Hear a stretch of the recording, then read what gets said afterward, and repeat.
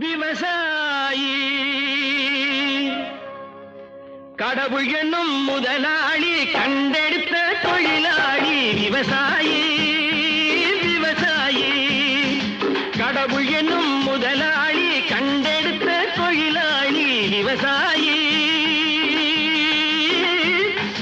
விவசாயி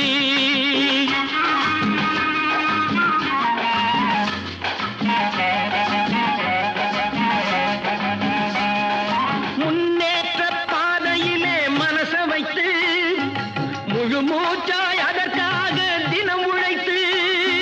முன்னேற்ற பாதையிலே மனச வைத்து